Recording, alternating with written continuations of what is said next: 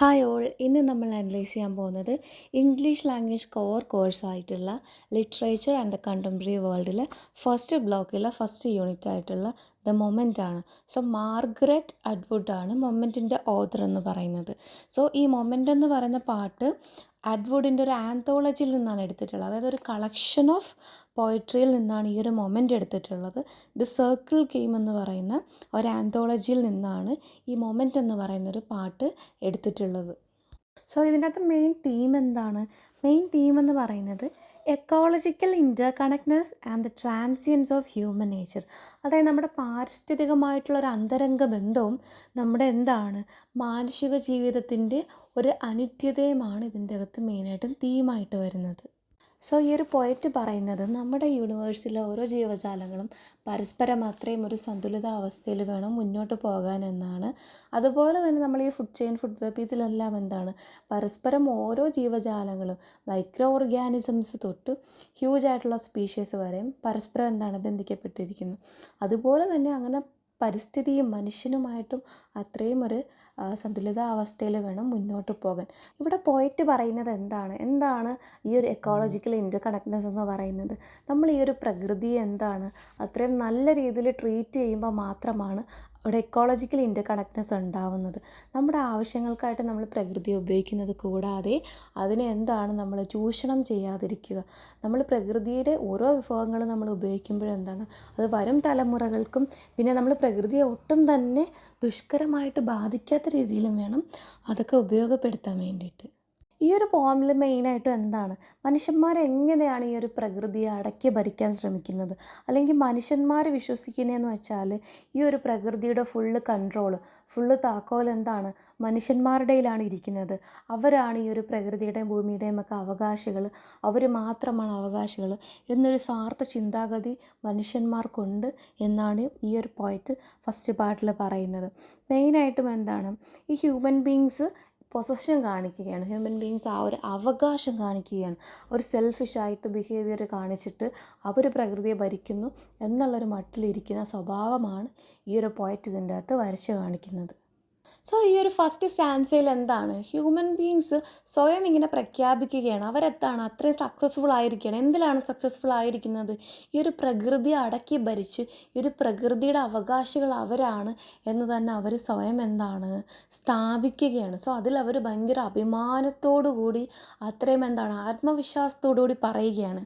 So അവരുടെ ഒപ്പീനിയനിൽ After many years of hard work and struggles, he has earned the right to own not just a room, but a house, a half acre, a square mile, an island, and also a country. So, അവർ പറയുന്നത് അവരുടെ വർഷങ്ങൾ കൊണ്ടുള്ള കഠിന പ്രയത്നം കൊണ്ടാണ് ഇതെല്ലാം അവർ നേടിയിരിക്കുന്നത്. എന്തൊക്കെയാണ് നേടിയിരിക്കുന്നത്? ഒരു വീട് മാത്രമല്ല, ഒരു അര ഏക്കർ മാത്രമല്ല, ഒരു സ്ക്വയർ മൈൽ മാത്രമല്ല, ഒരു ഐലൻഡ് മാത്രമല്ല, ഒരു കൺട്രി വരെ അവർ ഓൺ ചെയ്തിരിക്കുകയാണ്. അതായത് ഈ ഒരു പ്രകൃതിയിലുള്ള എല്ലാ ഭാഗങ്ങളും മനുഷ്യൻ്റെ അധീനതയിൽ പെട്ടതാണ് എന്നുള്ള അവരുടെ ഒരു ആത്മവിശ്വാസമാണ് അവർ ആ ഒരു ഫസ്റ്റ് പാരഗ്രാഫിൽ ആ ഒരു ഫസ്റ്റ് സ്റ്റാൻസയിൽ പറഞ്ഞു വച്ചിരിക്കുന്നത്. ചുരുക്കം പറഞ്ഞാൽ ഈ ഒരു മനുഷ്യന്മാർ ഈ ഒരു പ്രകൃതി വിഭവങ്ങളിലെല്ലാം അപ്പോൾ അവർ കാണിക്കുന്നുണ്ട് അവരുടേതായിട്ടുള്ള അവരിതെല്ലാം ഓൺ ചെയ്തിരിക്കുന്നത് എല്ലാം അവരുടെയാണ് എന്നുള്ളൊരു സ്വാർത്ഥ മനോഭാവമാണ് ഈ ഒരു പോയറ്റ് ആ ഒരു ഫസ്റ്റ് സ്റ്റാൻസയിൽ മെൻഷൻ ചെയ്തിരിക്കുന്നത്. ഫൈനലി ആ ഒരു സെൻറ്റർ പൊസിഷൻ ഉണ്ടല്ലോ, ആ ഒരു മധ്യഭാഗത്ത് തന്നെയാണ് മനുഷ്യന്മാർ നിലകൊള്ളുന്നത്. അത്രയും പവർ അവർക്കുണ്ടെന്നുള്ളതാണ് ഈ ഒരു ഹ്യൂമൻ ബീങ്സ് സ്ഥാപിച്ചു വച്ചിരിക്കുന്നത്. സോ ആ ഒരു ഫസ്റ്റ് സ്റ്റാൻസിൽ കാണിക്കുന്നത് മെയിനായിട്ടും ആ ഒരു ഹ്യൂമൻ ബീങ്സിൻ്റെ പ്രൈഡാണ്. എന്ത് പ്രൈഡാണ് കാണിക്കുന്നത്? അവരൊരു റോമിൽ നിന്നിട്ടും ഒരു കൺട്രിയിലേക്ക്, അതായത് അത്രയും അവരുടെ അവകാശം വ്യാപിപ്പിച്ചിരിക്കുന്നു എന്നുള്ളത്, അതായത് എല്ലാം അവർ ഓൺ ചെയ്യുന്നു, എല്ലാം അവരുടേതാണ് എന്നുള്ളൊരു സ്വാർത്ഥ മനോഭാവമാണ് ആ ഒരു ഫസ്റ്റ് സ്റ്റാൻസിൽ ഫുള്ളായിട്ടും കാണിക്കുന്നത്. സോ അവരുടെ ഒരു ഘട്ടഘട്ടമായിട്ടുള്ള ആ ഒരു സക്സസ് ആ ഒരു വിജയകരമായിട്ട് അവരെല്ലാം നേടിയിരിക്കുന്നു എന്നുള്ളൊരു ഡീറ്റെയിൽസാണ് ആ ഒരു ഫസ്റ്റ് സ്റ്റാൻസയിൽ വരച്ചു വച്ചിരിക്കുന്നത്. സോ ഈ മനുഷ്യൻ്റെ ആ ഒരു സ്വാർത്ഥ മനോഭാവം തന്നെയാണ് അവരെന്തോ ഘട്ടം ഘട്ടങ്ങളിലായിട്ട് ഈ ഒരു പ്രകൃതിയെ മൊത്തത്തിൽ പ്രകൃതിയുടെ അവകാശികളായി മാറിയിരിക്കുന്നു എന്നുള്ളൊരു അഹങ്കാരമാണ് ആ ഒരു ആദ്യത്തെ സ്റ്റാൻസയിൽ കംപ്ലീറ്റ് ആയിട്ടും കൊടുത്തിരിക്കുന്നത്. അത് ആ ഒരു മനുഷ്യൻ്റെ ആ ഒരു ഡോമിനേഷൻ, അതായത് മനുഷ്യൻ്റെ ആ ഒരു എന്താണ് പൊസഷൻ, അതൊക്കെയാണ് ആ ഒരു ഫസ്റ്റ് സ്റ്റാൻസയിൽ കംപ്ലീറ്റ്ലി പോർട്രേ ചെയ്തേക്കുന്നത്. ആൻഡ് ആ ഒരു മനുഷ്യൻ്റെ ഒരു ആഗ്രഹമുണ്ടല്ലോ, അടങ്ങാത്ത ആഗ്രഹം, എന്തിനെതിരെയും മീൻസ് എന്തും അവർ ഓൺ ചെയ്യുന്നു, ആ ഒരു ഓണർഷിപ്പ്, ആ ഒരു മനോഭാവമാണ് ഒരു ഫസ്റ്റ് സ്റ്റാൻസിൽ കാണിക്കുന്നത്.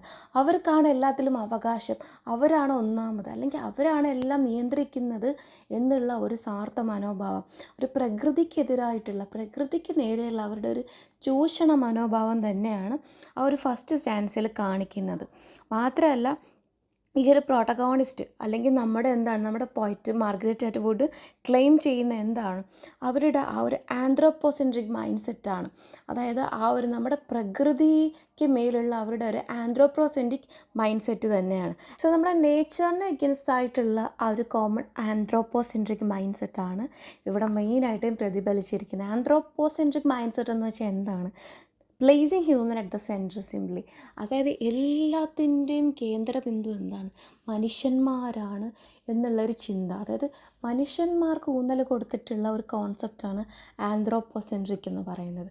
സോ ഇവിടെ മനുഷ്യനാണ് എല്ലാത്തിൻ്റെയും അപ്പെക്സ് എന്ന് പറയുന്നത്. സോ അങ്ങനത്തെ ഒരു മനോഭാവമാണ് ഈ ഒരു മനുഷ്യർക്ക് പ്രകൃതിക്ക് മേലെയുമുള്ളത്. സോ ആ ഒരു കോമൺ ആന്ത്രോപ്പോസെൻട്രിക് മൈൻഡ് സെറ്റാണ് ഇവിടെ നമ്മുടെ പോയറ്റ് എന്താണ് പോർട്രേ ചെയ്ത് കാണിച്ചിരിക്കുന്നത്. എന്തിനേയും എന്താണ് ഡോമിനേറ്റ് ചെയ്യുന്ന മനുഷ്യന്മാരുടെ ഒരു പവർ, എന്തിനുമേലും എന്താണ് ആധിപത്യം സ്ഥാപിക്കുന്ന അവരുടെ ഒരു സ്വഭാവ സവിശേഷതയാണ് ഇവിടെ നമ്മുടെ പ്രോട്ടഗോണിസ്റ്റ് ആയിട്ടുള്ള മാർഗരറ്റ് അറ്റ്വുഡ് പോർട്രേ ചെയ്ത് കാണിച്ചിരിക്കുന്നത്. സോ എന്താണ് ഹിസ്റ്റോറിക്കൽ ബാക്ക്ഗ്രൗണ്ട് ഉണ്ട് ഇതിന്. സോ എന്താണ് ചരിത്രപരമായിട്ട് തന്നെ എന്താണ് ഈ ഒരു പ്രകൃതിക്ക് നേരെയുള്ള ചൂഷണങ്ങളും കാര്യങ്ങളും നടന്നു വന്നുകൊണ്ടിരിക്കുകയാണ്. സോ ഇത് തന്നെയാണ് ഈ ഒരു കോൺസിക്വൻസസ്, എക്കോളജിക്കൽ കോൺസിക്വൻസസിന് കാരണവും ഈ ഒരു ഹ്യൂമൻ ഇൻ്റർവെൻഷൻ തന്നെയാണ് എന്നാണ് മാർഗരറ്റ് അറ്റ്വുഡ് പറഞ്ഞു വെക്കുന്നത്. ആൻഡ് സെക്കൻഡ് സ്റ്റാൻസ് എന്താണ്? ഒരു ട്രാൻസിഷനാണ്, വലിയൊരു മാറ്റമാണ് നമ്മൾ സെക്കൻഡ് സ്റ്റാൻസിൽ ഇനി കാണാൻ പോകുന്നത്.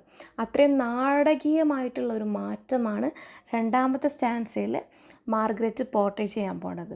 അതായത് അവിടെ ഒരു എക്സാക്റ്റ് മൊമെൻറ്റ്, നമ്മുടെ ഈ ഒരു പോയട്രിയുടെ അല്ലെങ്കിൽ ഒരു പോമിൻ്റെ പേരെന്താണ്? ദ മൊമെൻ്റാണ്.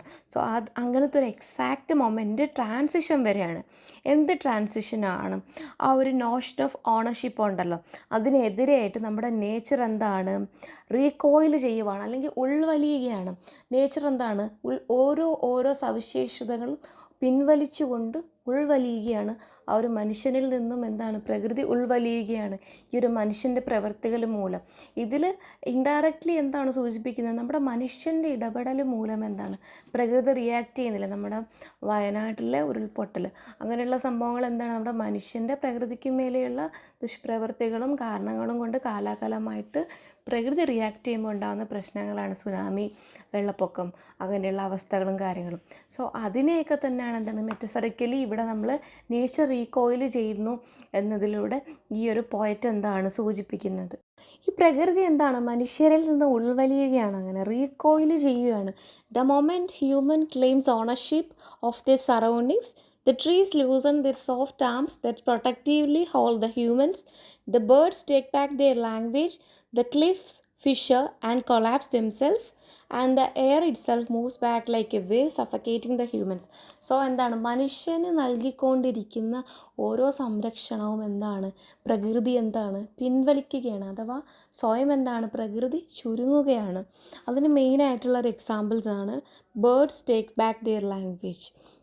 നമ്മുടെ ബേർഡ്സിൻ്റെ ലാംഗ്വേജ്, നല്ല സ്വീറ്റായിട്ടുള്ള വോയിസും കാര്യങ്ങളും എന്താണ്? ബേർഡ്സ് തിരിച്ചെടുക്കുകയാണ്. നമ്മളെ സംരക്ഷിച്ചു കൊണ്ടിരിക്കുന്ന നമ്മുടെ വൃക്ഷങ്ങളുടെ എന്താണ്? ആംസും കാര്യങ്ങളും എന്താണ്? പ്രൊട്ടക്റ്റ് ചെയ്യും. ഹ്യൂമൻസിനെ അത്രയും ചേർത്ത് പിടിച്ചിരിക്കുന്ന ഒരു മരങ്ങളുടെ കരങ്ങൾ അവരെന്താണ്? ലൂസൺ ചെയ്യുകയാണ്, വിട്ടുകളയുകയാണ്. അതായത് മനുഷ്യനെ തഴയുന്നു എന്നുള്ളൊരു ലാംഗ്വേജാണ്, അല്ലെങ്കിൽ എന്നുള്ളൊരു സ്ലൈനാണ് ഇവിടെ നമുക്ക് കാണാൻ സാധിക്കുന്നത്. പിന്നെ ക്ലിഫ്സ് ആണെങ്കിലും എന്താണ്? ക്ലിഫ്സ് ആണെങ്കിലും എല്ലാം ഇങ്ങനെ ചുരുങ്ങിപ്പോവുകയാണ്, കൊളാപ്സ് ആയി പോവുകയാണ്, നശിച്ചുകൊണ്ടിരിക്കുകയാണ്. നമ്മുടെ വായു പോലും, നമ്മുടെ എന്താണ് ജീവശ്വാസമായിട്ടുള്ള നമ്മുടെ അന്തരീക്ഷത്തിലെ വായു പോലും എന്താണ്? പിൻവലിയുകയാണ്. ഒരു തരംഗം പോലെ പിൻവലിയുകയാണ് മനുഷ്യനെ ശ്വാസം മുട്ടിപ്പിക്കുന്ന രീതിയിൽ. സോ എന്താണ് പറയുന്നത് ഇതിലൂടെ? ഹ്യൂമൻ ബീങ്സ് അത്രയും എന്താണ് അധികാര മനോഭാവം പ്രകൃതിയോട് കാണിക്കുമ്പം പ്രകൃതി അതിനെതിരെ എന്താണ് പ്രതികരിക്കുന്ന ഒരവസ്ഥയാണ് ഇവിടെ മെറ്റഫറിക്കലി നമ്മുടെ പോയറ്റ് വരച്ചു വെച്ചിരിക്കുന്നത് ഈ ഒരു സെക്കൻഡ് സ്റ്റാൻസയിൽ. സോ ഇതെല്ലാം പേഴ്സോണിഫിക്കേഷൻ, നമ്മുടെ ലിറ്റററി ഡിവൈസ് ആയിട്ടുള്ള പേഴ്സോണിഫിക്കേഷൻ എക്സാമ്പിളാണ് ഈ ഒരു നാച്ചുറൽ എലമെൻസും കാര്യങ്ങളും. Like the trees and cliffs exhibit their agency and autonomy and their ability to respond to human actions. So ഈ ഒരു ട്രീസിൻ്റെയും ക്ലിഫ്സിൻ്റെയും ആക്ഷൻ എന്താണ് കാണിക്കുന്നത്? ഈ പ്രകൃതിയും ഇതിനെതിരെ പ്രതികരിക്കുന്ന അവരുടെ ഒരു ഓട്ടോണമിയാണ് ഇതിലൂടെ കാണിക്കുന്നത്. നമ്മുടെ ഫൈനൽ സ്റ്റാൻസയിൽ എന്താണ്? നമ്മുടെ പ്രകൃതി തന്നെ ഈ മനുഷ്യൻ്റേതായിട്ടുള്ള എല്ലാ വാദങ്ങളും എന്താണ് പൂർണ്ണമായിട്ടും തിരസ്കരിക്കുകയാണ്. സോ എല്ലാ ഹ്യൂമൻ ക്ലെയിംസിനെയും എന്താണ് ഡിസ്കറേജ് ചെയ്തുകൊണ്ട് എല്ലാം ഡിക്ലൈൻ ചെയ്യുകയാണ് നേച്ചർ ലാസ്റ്റ് സ്റ്റാൻസയിൽ. സോ അതൊരു ഒതോറിറ്റേറ്റീവ് സെൻറ്റൻസസ് യൂസ് ചെയ്യുന്നുണ്ട്. അത് അത്രയും അധികാരപരമായിട്ട് തന്നെ പ്രകൃതി എന്താണ് നോ പറയുകയാണ്. No, you own nothing. So അത്രയും ഈ ഒരു പോയമിലെ പവർഫുൾ ആയിട്ടുള്ള ഒതോറിറ്റേറ്റീവ് ആയിട്ടുള്ള ഒരു സെൻറ്റൻസാണ് നോ, യു ഓൺ നത്തിങ്. ഇല്ല, നിങ്ങളൊന്നും എന്താണ് നിങ്ങളൊന്നിൻ്റെയും അധികാരികളല്ല, നിങ്ങളൊന്നും എന്താണ് ഓൺ ചെയ്യുന്നില്ല, നിങ്ങളൊന്നും എന്താണ് ഓൺ ചെയ്യുന്നില്ല എന്നുള്ളൊരു സത്യം പ്രകൃതി എന്താണ് മനുഷ്യൻ്റോട് അത്രയും ഒതോറിറ്റേറ്റീവായിട്ടാണ്, അത്രയും അധികാര മനോഭാവത്തിൽ പറയണം. ഇല്ല, നിങ്ങളൊന്നിൻ്റെയും അവകാശികളല്ല എന്നുള്ളൊരു സത്യം എന്താണ് മനുഷ്യന്മാരെ അറിയിക്കുകയാണ് പ്രകൃതി. സോ ഈ ഒരു മനുഷ്യരാശിയുടെ നേട്ടങ്ങളായിട്ടുള്ള ഒരു പർവ്വതം കയറുകയും അവിടെ പതാകങ്ങൾ നട്ടുപിടിപ്പിക്കുന്നത് എന്താണ് ചെറിയ പ്രവർത്തനങ്ങളായിട്ടാണ് ഈ ഒരു പരിസ്ഥിതി നോക്കി കാണുന്നത്. കാര്യം എന്താണ്? പ്രകൃതിയുടെ മഹത്തായ ഈ ഒരു സംവിധാനത്തിൽ എന്താണ് ഇതെല്ലാം പ്രസക്തി ഇല്ലാത്തവയാണെന്നാണ് പ്രകൃതി അവകാശപ്പെടുന്നത്. കാര്യം ഈ ഒരു പർവ്വതം കയറിയെന്നോ അല്ലെങ്കിൽ പതാകകൾ അവിടെ നട്ടുവെച്ചെന്നോ പറഞ്ഞിട്ട് ഒരിക്കലും എന്താണ് മനുഷ്യൻ ഈ ഒരു പ്രകൃതിക്ക് മേലെ അത്രയും അധികാരം അടിച്ചേൽപ്പിക്കാൻ സാധിക്കില്ല. കാര്യം എന്താണ്? പ്രകൃതി അത്രയും എന്താണ് അത്രയും ഊന്നിക്കൊണ്ട് അത്രയും തള്ളി പറയുകയാണ്, ഇല്ല നിങ്ങൾക്ക് ഒന്നും സ്വന്തമല്ല, നോ, യു ഓൺ നത്തിങ് എന്നുള്ളത് അത്രയും പവറായിട്ട് തന്നെയാണ് ഈ ഒരു നേച്ചർ ഹ്യൂമൻ ബീങ്സിനെ വാൺ ചെയ്യുന്നത്. അതായത് ഈ ഒരു പരിസ്ഥിതി എന്താണ് മനുഷ്യരുടെ ഒരു ഉടമസ്ഥാവകാശം അല്ലെങ്കിൽ ഒരു അവകാശവാദത്തെ എന്താണ് ശക്തമായിട്ട് അത്രയും അധികാരപരമായിട്ട് തന്നെ തള്ളി പറയുകയാണ്, അത്രയും ഒതോറിറ്റേറ്റീവായിട്ടാണ് അതെല്ലാം ഡിനൈ ചെയ്യുന്നത്. മാത്രമല്ല ഈ ഒരു പ്രകൃതിയിലുള്ള മനുഷ്യരെന്താണ് പ്രകൃതിയിലെ വെറും ഒരു സന്ദർശകർ മാത്രമാണ്, അവർക്ക് യാതൊരു ഉടമസ്ഥാവകാശവും ഇല്ലെന്ന് തന്നെയാണ് ഈ ഒരു അവസാനത്തെ സ്റ്റാൻസയിൽ സ്ഥാപിക്കുന്നത്. നമ്മുടെ പ്രകൃതി എപ്പോഴും എന്താണ് നിത്യമായി നിലകൊള്ളുന്നൊരു സത്യമാണ് നമ്മുടെ പ്രകൃതി എന്ന് പറയുന്നത്. എന്നാൽ മനുഷ്യജീവിതം തികച്ചും എന്താണ് നശ്വരമാണ്, അത്രയും മോർട്ടലാണ്. നമ്മുടെ ലൈഫിൻ്റെ മോർട്ടാലിറ്റിയും എന്താണ് പോയറ്റ് ഇവിടെ പോയിൻ്റ് ഔട്ട് ചെയ്യുന്നുണ്ട്. മനുഷ്യന്മാർ എത്രയൊക്കെ യുദ്ധങ്ങൾ പ്രകൃതി സ്വന്തമാക്കാൻ വേണ്ടിയിട്ട് നടത്തിയാലും എന്താണ് ഒരിക്കലും അവർക്ക് സ്വന്തമാകില്ല പ്രകൃതി എന്നുള്ളൊരു സത്യം ആ ഒരു പോയറ്റ് ഒന്നും കൂടെ അവിടെ പോയിൻ്റ് ഔട്ട് ചെയ്യുകയാണ്. ഒരിക്കലും എന്താണ് മനുഷ്യരാശിക്ക് സ്വന്തമായിട്ടുള്ളതല്ല പ്രകൃതി എന്നുള്ളൊരു സത്യം വീണ്ടും വീണ്ടും ആ ഒരു പോയറ്റ് എന്താണ് ഇതിൽ പോയിൻ്റ് ഔട്ട് ചെയ്യുന്നുണ്ട്. മാത്രമല്ല ഹ്യൂമൻ ബീങ്സ് ഒരിക്കലും എന്താണ് ഹ്യൂമൻസ് നെവർ ഓൺഡ് ഇറ്റ്, ഒരിക്കലും അത് സ്വന്തമാക്കിയിട്ടില്ല, ഈ ഒരു പ്രകൃതി ഒരിക്കലും മനുഷ്യന്മാർ സ്വന്തമാക്കിയിട്ടില്ല എന്നുള്ളൊരു സത്യം കൂടെ പോയറ്റ് എന്താണ് വീണ്ടും വീണ്ടും പോയിൻ്റ് ഔട്ട് ചെയ്യുകയാണ്. സോ മനുഷ്യർ എത്രയൊക്കെ അവകാശവാദം ഉന്നയിച്ചാലും ഒരിക്കലും എന്താണ് മനുഷ്യർക്ക് പ്രകൃതിയെ സ്വന്തമാക്കാനായിട്ടില്ല. ഈ ഒരു കവിത വെളിപ്പെടുത്തുന്നതും അതുതന്നെയാണ്. മാത്രമല്ല ഈ ഒരു പൊതുവായ വിശ്വാസങ്ങളുണ്ടല്ലോ അതിന് വിപരീതമായിട്ട് പറയുകയാണെങ്കിലും മനുഷ്യരെ സ്വന്തമാക്കിയ സത്യത്തിൽ ആരാണ്? പ്രകൃതിയാണ് മനുഷ്യരെ സ്വന്തമാക്കിയത് എന്നാണ് ഈ ഒരു പോയിറ്റ് പറഞ്ഞു വച്ചിരിക്കുന്നത്. മനുഷ്യർക്ക് പ്രകൃതിയെ ഒരിക്കലും അവരുടെ ഉടമസ്ഥതയിലാക്കാനോ അതിനെ നിയന്ത്രിക്കാനോ കഴിയില്ല.